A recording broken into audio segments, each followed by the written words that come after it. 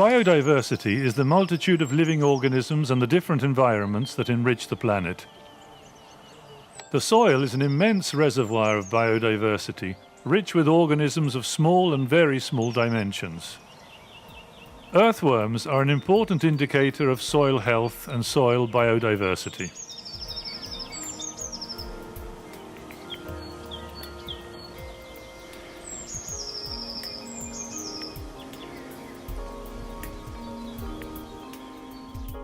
The last book Charles Darwin published is about earthworms. The title is The Formation of Vegetable Mold Through the Action of Worms. This book was published in 1881 by Murray, the same publisher that printed Darwin's fundamental text on the evolution of species. Unfortunately, Darwin didn't classify the species he studied by giving them scientific names. He primarily studied the population of worms that live in his garden of his house in Down, in the south of England, where he spent a large part of his life. In fact, in his text, Darwin uses two terms to refer to worms. He spoke about worms and earthworms. The most interesting part of the book is the description of a species called Lumbricus terrestris, a species that drags leaf litter from the soil surface into the tunnels. During the night and when it rains, the litter leaves are pulled inside the worm's tunnels, primarily in the part that leads to the soil surface in the first 10-15 centimeters. In this book, Darwin states the importance of earthworms in synergy with the activity of bacteria and fungi and many small invertebrates in constructing and determining the soil characteristics.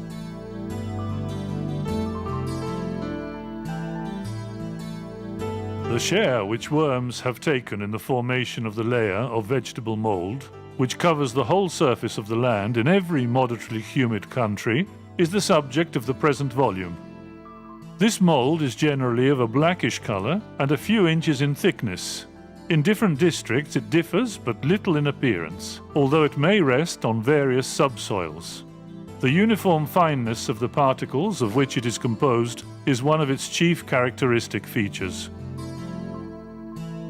As I was led to keep in my study during many months worms in pots filled with earth, I became interested in them and wished to learn how far they acted consciously and how much mental power they displayed.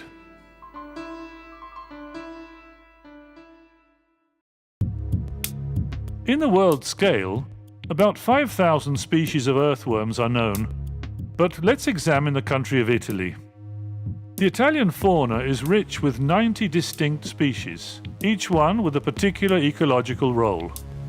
The species of worms can be divided into 5 ecological categories. The deep burrowers, often very large, like Eophila tellini, which produces predominantly vertical tunnels in the soil.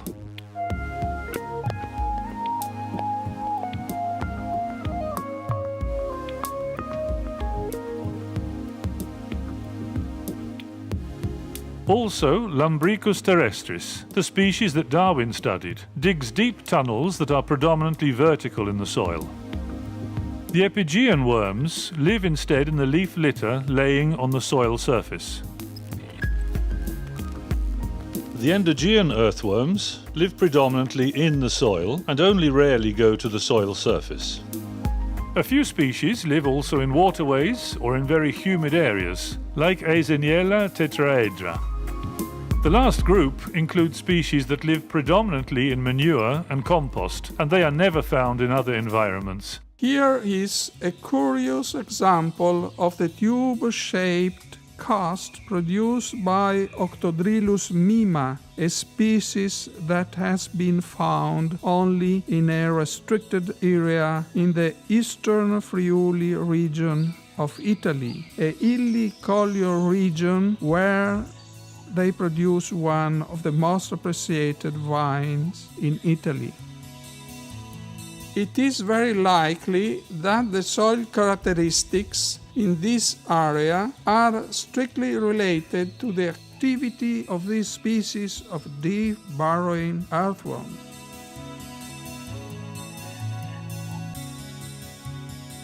Earthworms are part of the order of the annelids. Their bodies are elongated, of various colors depending on the species, comprised of many rings, each of which has 4 pairs of bristles which are normally orientated towards the posterior end of the body. With the movements of elongation and contraction of the body, these bristles allow the worm to stop and advance, even underground. To go backwards, the bristles become orientated towards the front of the body, and the mechanism functions in the same way. Going forward, the worm swallows soil particles together with any type of organic matter, which is then stored in the body and metabolized. After being enriched by gastric juices, the soil and organic matter is then excreted through the anal orifice as casts that provide nutrients for the soil. These casts are visible on the soil surface, especially after it rains. We are looking at recently fallen leaves and some that have fallen a few weeks ago, which are drier. Note this accumulation of leaves here and under here where there are 1 or more vertical tunnels of Lumbricus terrestris. During this time in autumn, Lumbricus terrestris is pulling the leaves into the tunnel's entrance and then inside the first 10 to 15 centimeters of the same gallery. Now we will try to remove the leaves and observe the action of Lumbricus terrestris on these same leaves once they have been decomposed by fungi and bacteria.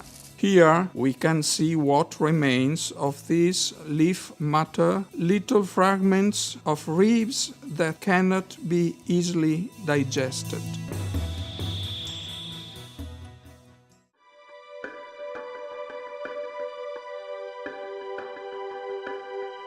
Vincenzo Tanara, an Italian agronomist from 17th century, published with much success several editions of L'Economia del cittadino in villa, which is a treatise on agronomy customs for farmers, which in many ways repeats ideas of previous authors. But at the same point, Tanara was extremely innovative with idea of the food chain and the importance of earthworms. In fact, when Tanara suggested a way to measure soil fertility, he said, when people till the soil, birds like starlings, magpies, and ravens come to the fields. According to Tanara, this is a positive sign of health because these birds are eating the worms and little organisms, and these worms and other creatures are indicators of soil fertility. This was probably the first time that animals that live in the soil, especially earthworms, were perceived in a positive way during a time when most people thought worms were a danger for plant roots and therefore had the potential to cause rot and damage plants and their roots. The benefits to agriculture caused by the existence of earthworms are related to the increased soil fertility caused by the concentration of the earthworms' casts and the nutrients that the earthworms extract from the decomposing material they eat. This source of nutrients, which is completely accessible to plant roots, can contain up to 5 times the quantity of nitrogen, 7 times the quantity of phosphate, and up to 11 times greater the amount of potassium compared to what is found naturally in the soil. The tunnels, in addition, improve the aeration and contribute greatly to facilitate soil humidity. Eophila tellini is the biggest Italian earthworm. It can reach a length of 80 centimeters and is classified as a deep burrowing species.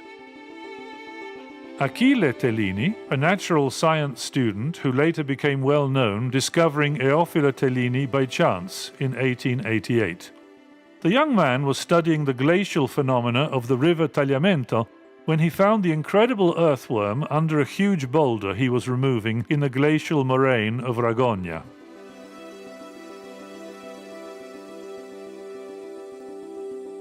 One month later, Daniele Rosa, a professor at the University of Turin, described the earthworm as a new species, and he dedicated the name to Achille Tellini, who discovered it. In reality, this giant earthworm was already known in Carnia as the worm of the rain, because it's visible on the soil surface after strong autumn and spring rainstorms. Today we know that Eophila tellini lives primarily on south-facing slopes, up to an altitude of 1,500 meters in a restricted area of the pre-alpine Italian area, ranging from the Tagliamento River to the plateau of Asiago and with the southern border of the hills of Conegliano. It's interesting to reflect on the fact that Eophila tellini and Octodrilus mima, both species belonging to the category of deep burrowers, have a restricted area of distribution. These species are influential in soil formation and development, and they are endemic to two areas of great importance for wine production. The quality of the wines from these areas are closely related to the activity of these earthworms. We are now with Marina Sgubin, the owner, along with her family, of an organic vineyard. This is a very old vineyard in the Pedemontana zone of the region of Friuli Venezia Giulia called Cavalgian. What do you think about the earthworms, Octodrilus mima, and other earthworms in your vineyard? We especially see the earthworms when it rains. Here we see the huge casts and tunnels, which are perhaps essential for creating this soft and aerated soil. If there weren't earthworms, the plants would asphyxiate because this type of soil is very rich in clay. From the hills of Collio, we move to the eastern plain of Veneto, to Pramaggiore, where we find the highest concentration of organic vineries. At the vineyard Le Carline, we have found two species of earthworms of significant size, Octodrilus complanatus and Lumbricus terrestris. These worms are deep burrowers, and therefore they form very large and deep tunnels which allow the soil to rapidly absorb water, increase the penetration of air into the soil, and therefore improve the respiration of the roots. In sum, these worms favor the formation of an excellent humus. Daniele Piccinin, owner of the winery, explained to us the benefit of organic management of the vineyard. The reason we became organic agricultural producers was to preserve the environment where we live, to preserve the land and to search for ways to improve the land if possible. Through years of experience, we made the choice to fertilize the soil with organic and fresh substances and to fertilize with natural products, which has allowed for an excellent equilibrium and a very important presence of earthworms and other useful insects that work the soil. We have seen that chopping the weeds in the interrow spaces and leaving the leaves that fall in autumn through spring creates an optimal substrate for the activity of these earthworms, and not only earthworms, but also other insects. When we behold a wide, turf-covered expanse, we should remember that its smoothness, on which so much of its beauty depends, is mainly due to all the inequalities which have been slowly leveled by worms. The plough is one of the most ancient and most valuable of man's inventions, but long before he existed, the land was in fact regularly ploughed and still continues to be ploughed by earthworms.